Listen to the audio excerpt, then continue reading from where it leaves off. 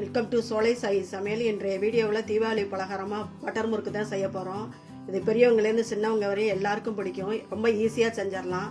இந்த வீடியோ கடைசி வரையும் ஸ்கிப் பண்ணாமல் பாருங்கள். வாங்க வீடியோக்குள்ளே போய் எப்படி செய்கிறதுன்னு பார்க்கலாம். ஒரு கப்பு பச்சரிசி மாவு எடுத்துருக்கிறேன். இந்த பவுலில் போட்டுக்கலாம்.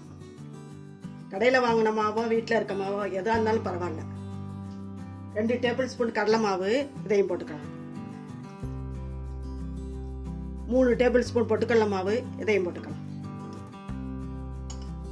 1/2 ஸ்பூன் ஜீரகம் கையால் தேய்ச்சிட்டு போட்டுக்கலாம். இப்போதான் நல்லா வாசனையாக இருக்கும்.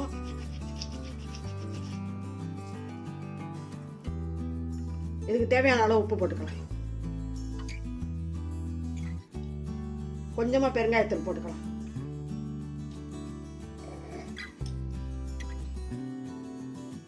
நல்லா அந்த மாதிரி கலந்து விட்டுக்கிட்டு வெண்ணெயை போட்டுக்கலாம்.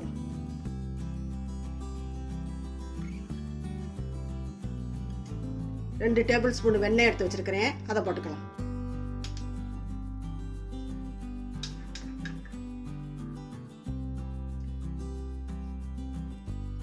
நல்லா இந்த மாதிரி கலந்துக்கலாம்.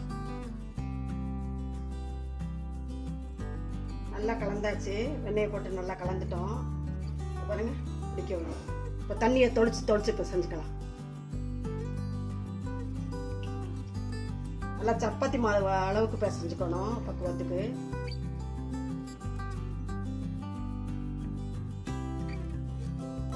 நல்லா சப்பாத்தி மாவு அளவுக்கு பிசைஞ்சாச்சு. இந்த கட்டையில் எடுத்து வச்சுக்கலாம். இந்த சில்லுதான் போட்டிருக்கிறேன், இதில் எடுத்து வச்சுக்கலாம். 1/2 கப்பு தண்ணி தான் ஆச்சு எனக்கு. 1/2 கப்பு தண்ணி போதும்.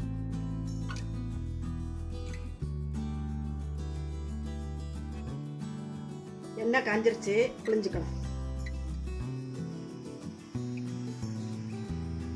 புளிஞ்சு விட்டுட்டு அப்புறம் உடச்சி விட்டுக்கலாம். உடனே திருப்ப வேண்டாம், ஒட்டிக்கும். கொஞ்ச நேரம் கழிச்சு திருப்பம். திருப்பி விட்டுக்கலாம். சத்தா அடங்க ஒட்டி எடுத்துக்கலாம்.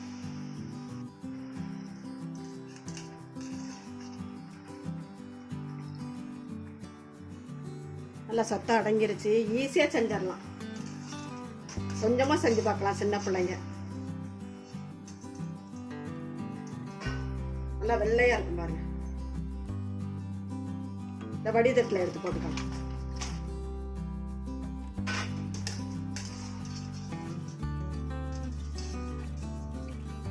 வீட்டில் உரல வச்சு அழகா செஞ்சிடலாம்.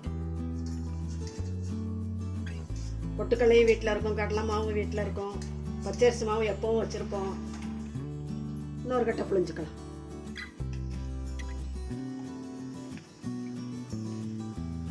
எண்ணெய் மீடியம் ஃப்ளேம்லேயே வச்சுக்கணும். அதிகமாக வச்சா கருகிது. நல்லா வெந்துருச்சு, எடுத்துக்கலாம்.